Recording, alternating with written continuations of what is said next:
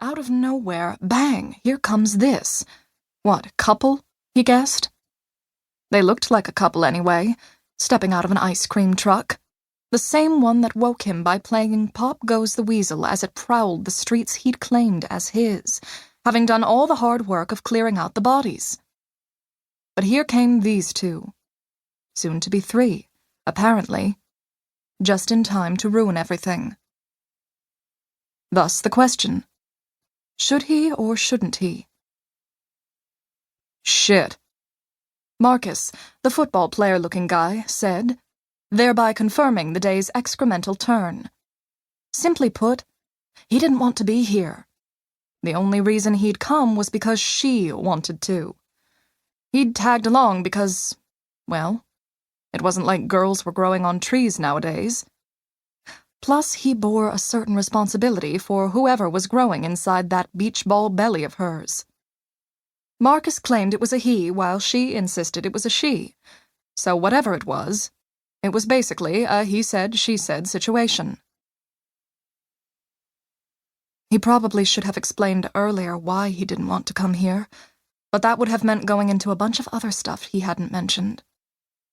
So he'd kept quiet while she prattled on about the future, leaving him to do most of the driving and worrying. The reason for Marcus's expletive was the red dot he'd noticed trained on the baby's head, or tail, whichever way it happened to be floating at the moment. The possibility that they'd wind up with red dots trained on them was why Marcus hadn't wanted to come. Noticing it now, he would have loved to say, "I told you so," but then again, he hadn't told her anything. So instead he stepped in front of his baby mama, turning sideways so the red dot fell on his arm, the one he didn't write with. Not that he'd been doing a lot of writing lately. As acts of chivalry went, it was decidedly qualified. He was ready to lose an arm or a leg to being noble, but he wasn't ready to go full martyr just yet. For a guy who'd once been known as Mo, short for Muhammad, martyrdom was a touchy subject, especially considering some of those things he hadn't told her about.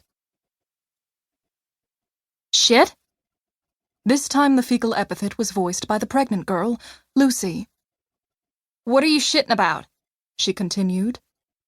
And why are you doing that? Meaning Marcus's stepping in front of her before scrunching his eyes shut, like they'd agreed she should kick him in the groin and he was bracing for it. Nothing, Marcus said, eyes still scrunched. I was just hoping not to get shot today. That's when Lucy saw the red dot on his forearm. Oh, for heaven's sake, she said, like he was some little kid cowering because of some itsy-bitsy spider. Pushing him aside, she stepped back into the path of the laser. What the TF are you doing? Marcus demanded, taking hold of her shoulders and trying to change places again. But everywhere he moved, she parried, making him think she'd make a pretty good offensive lineman. If she wasn't pregnant, that is, and there were enough people left to make 2 football teams. Saving your life, Lucy said. But I'm trying to save the babies, Marcus insisted, and then, as an afterthought, and yours. Pause. 2. Listen, Lucy said, having done the survival of the species math a while ago. Nobody's shooting a mother-to-be.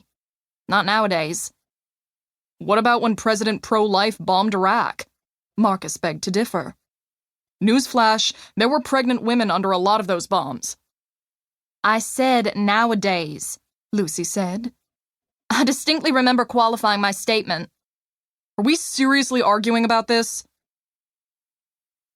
Lucy didn't answer. Instead, she braced her back with one hand and cupped the other next to her mouth. We come in peace, she shouted, before crossing her arms and daring the laser dot aimer to prove her wrong. Part 1. 1. If he had to pick someone to be the last person on Earth, Dev Brinkman would pick himself. And not just for the obvious reason of wanting to stay alive. Constitutionally, neurologically, he was either in a perpetual state of PT...